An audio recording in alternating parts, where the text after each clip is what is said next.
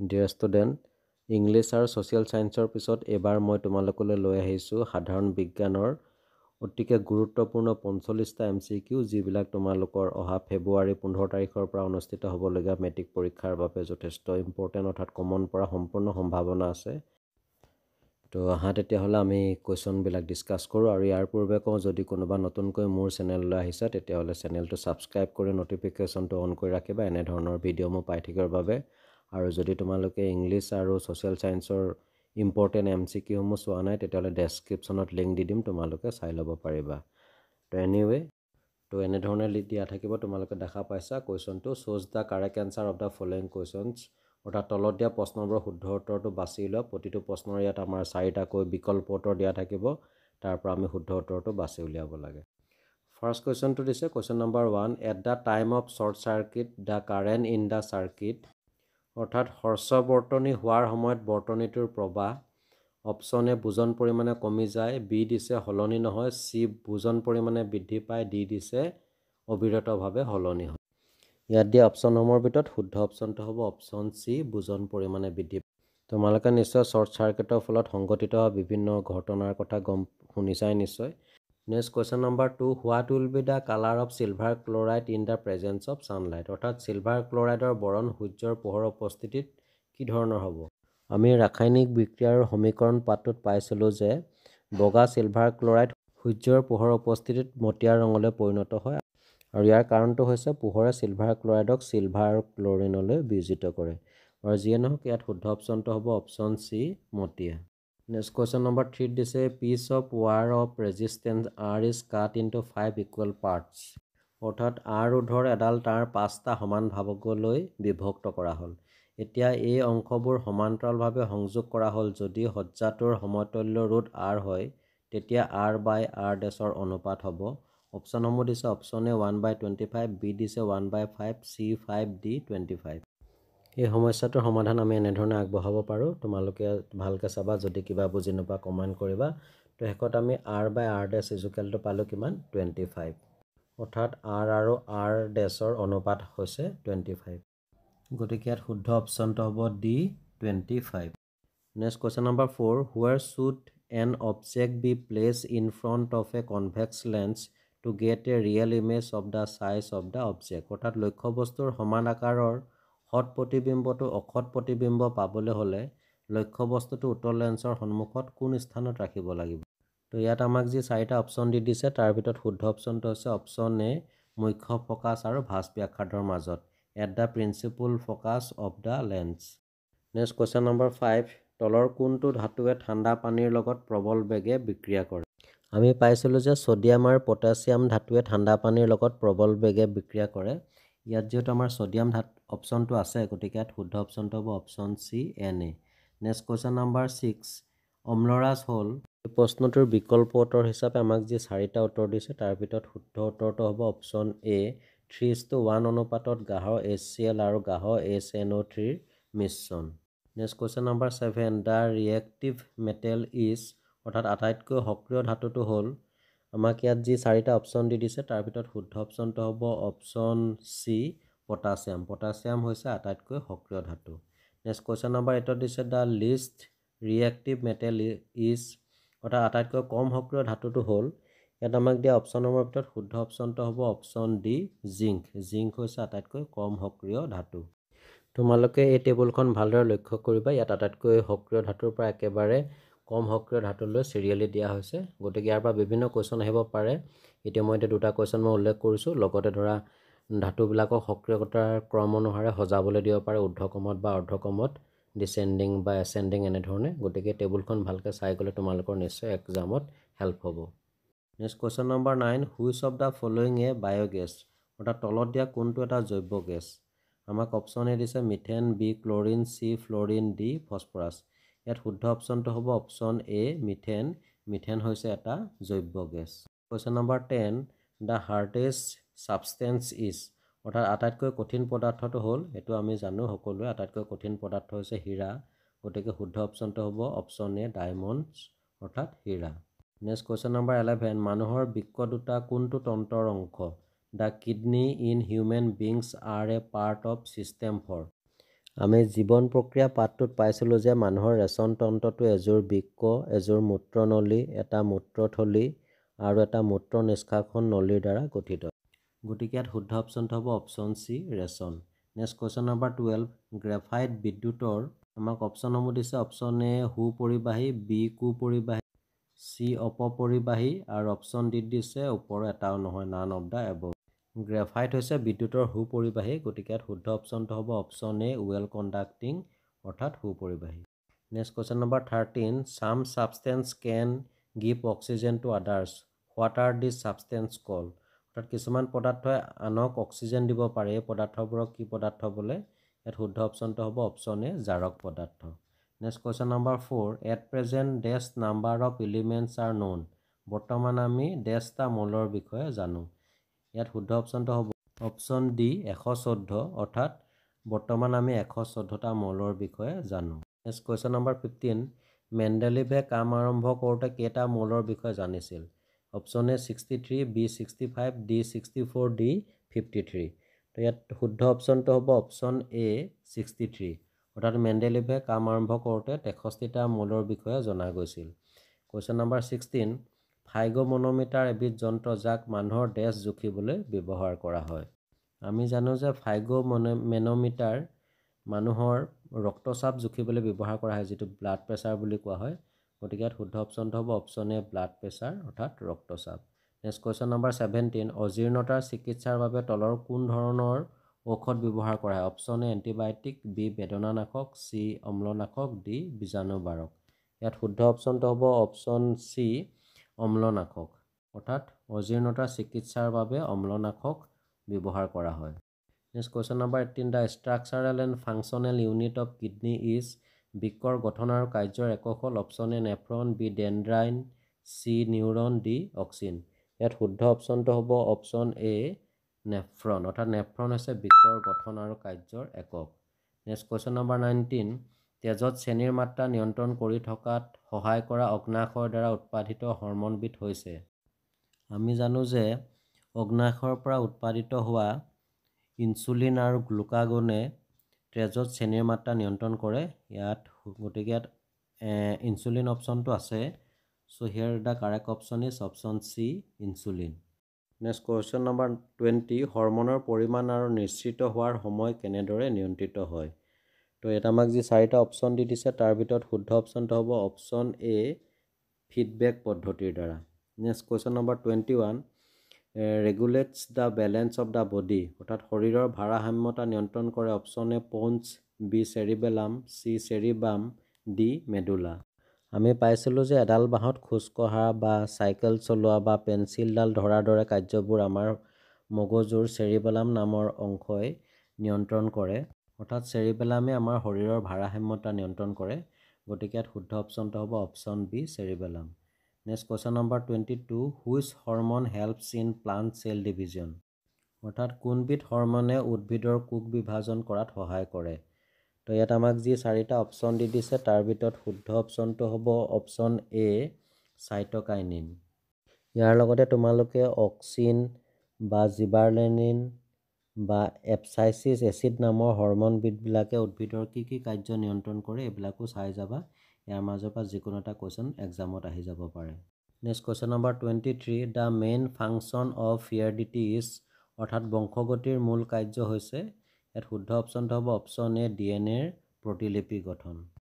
Next question number 24, the number of chromosome in a zygote is, অৰ্থাৎ যোজন কোষত ক্ৰম'জমৰ সংখ্যা হ'ল। আমি জানো যে যোজন কোষত ক্ৰম'জমৰ সংখ্যা 23 যোৰ, তাৰ ভিতৰত এযোৰ ক্ৰম'জমে মানুহৰ লিংগ নিৰ্ধাৰণত সহায় কৰে। তো ইয়াত আমাক 23 যোৰ বা 46ডাল অপশ্যনটো নাই, কিন্তু ইয়াত যি 4টা অপশ্যন দি দিছে, তাৰ ভিতৰত শুদ্ধ অপশ্যনটো হ'ব option C, 4N। Question number 25, অন্ধকোষ থলীৰ পৰা ডিম্বাক্ষৰণ উদ্দীপক হিচাপে কাম কৰা হৰম'নবিধ হ'ল। Option A estrogen, B luteinizing hormone, C progesterone, D দিছে পিটুইটাৰী। ইয়াত শুদ্ধ অপশ্যনটো হ'ব option B, luteinizing hormone. Number 26, বংশগতিৰ বাহক বুলি কোৱা হয়। Option A gene, B gamete, C zygote, D জনন কোষ। ইয়াত শুদ্ধ অপশ্যনটো হৈছে অপশ্যন এ জিন। জিন হৈছে বংশগতিৰ বাহক, আৰু তোমালোকৰ পৰীক্ষাত জিনৰ ঠাইত ক্ৰম'জমো দিব পাৰে। তেতিয়া এনচাৰটো হ'ব ক্ৰম'জম, মনত ৰাখিবা। কুৱেশ্যন নম্বৰ 27, যদিহে মানৱ দেহৰ এটা যোজন কোষে পিতৃৰ পৰা X ক্ৰম'জম আহৰণ কৰে তেন্তে অপত্য হ'ব অপশ্যন এ ছোৱালী, বি ল'ৰা, চি ল'ৰা বা ছোৱালী, ডি শিশুৰ লিংগত প্ৰভাৱ নেপেলায়। আমি জানো যে মহিলাৰ ক্ষেত্ৰত লিংগ নিৰ্ণায়ক ক্ৰম'জমযোৰ হ'ল XX, আনহাতে পুৰুষৰ হ'ল XY। এতিয়া যোজন কোষে যদি পিতৃৰ পৰা X ক্ৰম'জম লাভ কৰে তেতিয়াহ'লে মাতৃৰ পৰা X ক্ৰম'জম লাভ কৰিব, অৰ্থাৎ XX হ'ব। তেতিয়া সন্তানটি হ'ব ছোৱালী। গতিকে এই কুৱেশ্যনটোৰ শুদ্ধ অপশ্যনটো হ'ব অপশ্যন এ গাৰ্ল, ছোৱালী। কুৱেশ্যন নম্বৰ 28, নগ্নবীজী আৰু গুপ্তবীজী উদ্ভিদৰ সহযোগী উদ্ভিদৰ নাম কি? অপশ্যন এ দিছে cycas, B মেটাম, C pine, D ফাৰ্ণ। এই কুৱেশ্যনটোৰ শুদ্ধ অপশ্যনটো মোৰ হিচাপত চি পাইন হ'ব লাগে, আৰু তোমালোকৰ মতে যদি বেলেগ কি হয় তেতিয়াহ'লে কমেণ্ট কৰি জনাবা। নেক্সট কুৱেশ্যন নম্বৰ 29, চিপকো আন্দোলন কোন চনত আৰম্ভ হৈছিল? Option A 1960, B 1940, C 1970, D 1980। ইয়াত শুদ্ধ অপশ্যনটো হ'ব অপশ্যন চি 1970, কাৰণ 1970 চনত গাৰোৱাল পাহাৰৰ উচ্চ অঞ্চলৰ অতি ভিতৰুৱা গাঁও ৰেণীত প্ৰথম এই আন্দোলনৰ সূত্ৰপাত হৈছিল। তোমালোকৰ এক্সামত গাঁওখনৰ নাম আহি যাব পাৰে, মনত ৰাখিবা। কুৱেশ্যন নম্বৰ 30 দিছে লক্ষ্যবস্তুৰ স্থান মেৰু আৰু ফ'কাছ এফৰ মাজত প্ৰতিবিম্বৰ স্থান দাপোনৰ পিছফালে প্ৰতিবিম্বৰ আকাৰ বিবৰ্ধিত হ'লে প্ৰতিবিম্বৰ প্ৰকৃতি হ'ব। অপশ্যন এ হঠ আৰু ওলোটা, বি অসৎ আৰু থিয়, চি হঠ আৰু থিয়, ডি অসৎ আৰু ওলোটা। ইয়াত শুদ্ধ অপশ্যনটো হ'ব অপশ্যন বি হঠ আৰু থিয়, অৰ্থাৎ ৰিয়েল এণ্ড ইৰেক্ট। তোমালোকৰ কিতাপত এনেধৰণৰ বিভিন্ন টেবুল দিছে, উত্তল লেন্স বা অৱতল লেন্স, উত্তল দাপোন আৰু অৱতল দাপোনৰ ক্ষেত্ৰত লক্ষ্যবস্তুটো কোন স্থানত থ'লে কেনেধৰণৰ প্ৰতিবিম্ব গঠন হয়, তোমালোকে এনেধৰণৰ টেবুলবিলাক চাই যাবা। পৰীক্ষাত ইয়াৰ পৰা বিভিন্ন কুৱেশ্যন আহিব পাৰে। কুৱেশ্যন নম্বৰ 31ত দিছে তলত দিয়া কোনটো পদাৰ্থ লেন্স তৈয়াৰ কৰিবলৈ ব্যৱহাৰ কৰিব নোৱাৰি? তো ইয়াত আমাক ডি অপশ্যনত যিটো দিছে মৃত্তিকা, ছইল, মৃত্তিকাই কেতিয়াও আমি লেন্স তৈয়াৰ কৰিব নোৱাৰোঁ, গতিকে ইয়াত শুদ্ধ অপশ্যনটো হ'ব option D. Next question number 32, চকুৰ কি অংগৰ ক্ৰিয়াৰ বাবে চকুৰ লেন্সৰ ফ'কাছ দৈৰ্ঘ্যৰ পৰিৱৰ্তন হয়? ইয়াত শুদ্ধ অপশ্যনটো হ'ব অপশ্যন চি চিলিয়াৰী। চিলিয়াৰী পেশীয়ে চকুৰ বক্ৰতাৰ কিছু পৰিমাণে সলনি কৰিব পাৰে, যাৰ ফলত চকুৰ লেন্সৰ ফ'কাছ দৈৰ্ঘ্যৰ পৰিৱৰ্তন হয়। নেক্সট কুৱেশ্যন নম্বৰ 33, সূৰ্যৰ পোহৰৰ বৰ্ণালী পাবলৈ প্ৰিজম ব্যৱহাৰ কৰা প্ৰথম ব্যক্তিজন আছিল? ইয়াত আমাক যি 4জন মহান বৈজ্ঞানিকৰ নাম দি দিছে তাৰ ভিতৰত শুদ্ধ অপশ্যনটো হ'ব option A sir Isaac Newton. Next question number 34, regulates the size of eyeballs, অৰ্থাৎ চকুৰ মণিৰ আকাৰ নিয়ন্ত্ৰণ কৰে? অপশ্যন এ আইৰিছ, বি অক্ষিগোলক, চি কৰ্ণিয়া, ডি চিলিয়াৰী পেশী। ইয়াত শুদ্ধ অপশ্যনটো হ'ব অপশ্যন এ আইৰিছ। আইৰিছে চকুৰ মণিৰ আকাৰ নিয়ন্ত্ৰণ কৰে। কুৱেশ্যন নম্বৰ 35, বৈদ্যুতিক শক্তিৰ ব্যৱহাৰিক একক হ'ল 1 kWh মানে? অপশ্যন এ 36 × 10⁶ J অৰ্থাৎ জোল, বি দিছে 3.6 × 10⁶ জোল, চি দিছে 3.6 × 10⁵ জোল, আৰু ডি দিছে 36 × 10⁴ জোল। বৈদ্যুতিক শক্তিৰ ব্যৱহাৰিক একক হৈছে কিলোৱাট ঘণ্টা, আৰু ইয়াৰ মান হৈছে 3.6 × 10⁶ জোল, গতিকে ইয়াত শুদ্ধ অপশ্যনটো হ'ব option B. Question number 36, the melting point of tungsten is, অৰ্থাৎ টাংষ্টেনৰ গলনাংক হ'ল? অপশ্যন এ 3380°C, বি দিছে 3350°C, চি দিছে 3360°C, আৰু ডি দিছে 3370°C। ইয়াত শুদ্ধ অপশ্যনটো হ'ব অপশ্যন এ 3380°C, যিটো হৈছে টাংষ্টেনৰ গলনাংক। নেক্সট কুৱেশ্যন নম্বৰ 37, কোনজন বিজ্ঞানীৰ সন্মানত চৌম্বক ক্ষেত্ৰৰ প্ৰাবল্যৰ একক নাম ৰখা হৈছিল? ইয়াত শুদ্ধ অপশ্যনটো হ'ব অপশ্যন বি অ'ৰষ্টেড। তেখেতৰ সম্পূৰ্ণ নামটো হৈছে খ্ৰীষ্টিয়ান অ'ৰষ্টেড। এই মহান বিজ্ঞানীজনে বিদ্যুৎ চুম্বকৰ তাৎপৰ্য উদ্ধাৰত নিৰ্ণায়ক ভূমিকা লৈছিল। কুৱেশ্যন নম্বৰ 38, পশ্চিম দিশলৈ উৎক্ষেপিত ধনাত্মক আধানেৰে আৰ্হিত কণা এটা আলফা কণা চৌম্বক ক্ষেত্ৰ এখনত উত্তৰ দিশলৈ বিচ্যুত হ'ল। চৌম্বক ক্ষেত্ৰৰ দিশ হ'ল অপশ্যন এ দক্ষিণমুৱা, বি পূবমুৱা, চি নিম্নমুখী, ডি ঊৰ্ধ্বমুখী। তো ইয়াত আমাক যি 4টা অপশ্যন দি দিছে তাৰ ভিতৰত শুদ্ধ অপশ্যনটো হ'ব অপশ্যন ডি ঊৰ্ধ্বমুখী। চুম্বক ক্ষেত্ৰৰ দিশ নিৰ্ণয়ৰ ক্ষেত্ৰত আমি ফ্লেমিঙৰ বাওঁহতীয়া নীতিটোৰ সহায় ল'ব পাৰিম। কুৱেশ্যন নম্বৰ 39, বৰ্তনীত প্ৰবাহৰ উপস্থিতি নিৰ্ণয় কৰা সঁজুলিটো হ'ল? Option A galvanometer, B ammeter, C compass, D ANB অৰ্থাৎ A আৰু B। এইটো একেবাৰে চিম্পুল। বৰ্তনীৰ প্ৰবাহৰ উপস্থিতি নিৰ্ণয় কৰা সঁজুলিটো হৈছে গেলভেনোমিটাৰ, গতিকে ইয়াত শুদ্ধ অপশ্যনটো হ'ব অপশ্যন A গেলভেনোমিটাৰ। কুৱেশ্যন নম্বৰ 40ত আমাক এটা সমীকৰণ দিছে, এটা বিক্ৰিয়া সংঘটিত হোৱা দেখাইছে। 2PbOS অৰ্থাৎ চলিড C কাৰ্বন, এইটো চলিড, আৰু 2PbS প্লাছ CO2 গেছ।